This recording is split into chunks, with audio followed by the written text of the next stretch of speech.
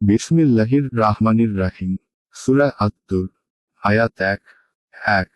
শপথ তুর পর্বতের। আয়াতের তাফসীর। শপথ তোর পর্বতের, 1 সেই পাহাড় যেখানে মুসা আলাইহিস সালাম মহান আল্লাহর সাথে বাক্যালাপ করেছিলেন। এই পাহাড়টিকে তৌরে সাইনা ও বলা হয়। তার এই বিশেষ মর্যাদার কারণে মহান আল্লাহ তার কসম খেয়েছেন। আয়াত 2 শপথ কিতাবের, যা লিখিত আছে। আয়াতের তাফসীর। শপথ কিতাবের, যা লিখিত আছে, 1 এর অর্থ হল লিপিবদ্ধ, লিখিত বস্তু।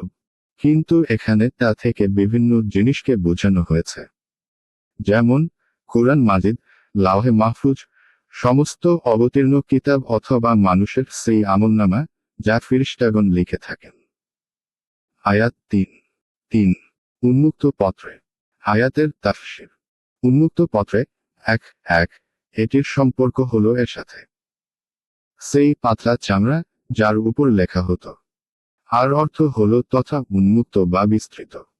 আয়াত 4 শপথ বাইতুল মামুরের। আয়াতের তাফসীর। শপথ বাইতুল মামুরের, 1 বায়তে মামুর হলো সপ্তম আকাশে অবস্থিত সেই ইবাদতখানা যেখানে ফেরেশতাগণ ইবাদত করেন। এই ইবাদতখানা ফেরেশতাবর্গ দ্বারা এমনভাবে পরিপূর্ণ হয়ে থাকে যে প্রত্যহ এতে 70,000 করে ফেরেশতা ইবাদতের জন্য প্রবেশ করেন, যাদের কিয়ামত পর্যন্ত পুনরায় প্রবেশের পালা আসবে না। আর এ কথা মিরাজের ব্যাপারে বর্ণিত হাদিসগুলোতে বলা হয়েছে। কেউ কেউ বায়তে মামুর বলতে কাবাঘর বুঝিয়েছেন, যে ঘর ইবাদতের জন্য আগমনকারী মানুষ দ্বারা সর্বদা পরিপূর্ণ থাকে।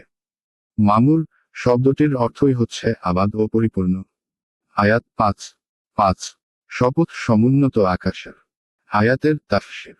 শপথ সমুন্নত ছাদের, 1 এ থেকে আকাশ বোঝানো হয়েছে যা পৃথিবীর জন্য ছাদ স্বরূপ। কুরআনের অন্যত্র এটাকে সুরক্ষিত ছাদ বলা হয়েছে। 32 কেউ এ থেকে আরশ বুঝিয়েছেন, যা সমস্ত সৃষ্টিকুলের জন্য ছাদ।